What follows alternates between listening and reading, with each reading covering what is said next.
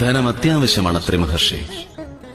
കാരണം ധനം അടിസ്ഥാന ആവശ്യകതകളെല്ലാം പൂർത്തീകരിക്കുന്നതിൽ സഹായകരമാവുന്നതാണ്.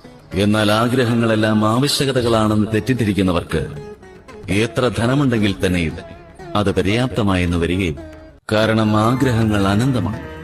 അതിനാൽ മനുഷ്യർ ഒരിക്കലും അവസാനിക്കാത്ത അവരുടെ ആഗ്രഹങ്ങൾ പൂർത്തീകരിക്കുവാൻ വേണ്ടി ധനം സമ്പാദിക്കുക എന്നത് മാത്രമാണ് ജീവിത ലക്ഷ്യമെന്ന് കരുതുന്നു. അവർ അത്യാഗ്രഹികളായി മാറി. ജീവിതത്തിലെ പ്രധാന ലക്ഷ്യം ഈശ്വര സാക്ഷാത്കാരമാണെന്ന കാര്യം അവർ വിസ്മരിക്കുകയും ചെയ്യും.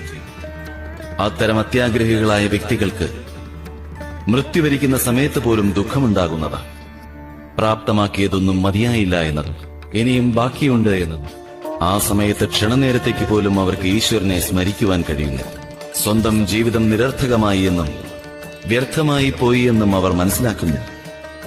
ധനം എത്രയേറെയുണ്ടെങ്കിലും അത്രി മഹർഷി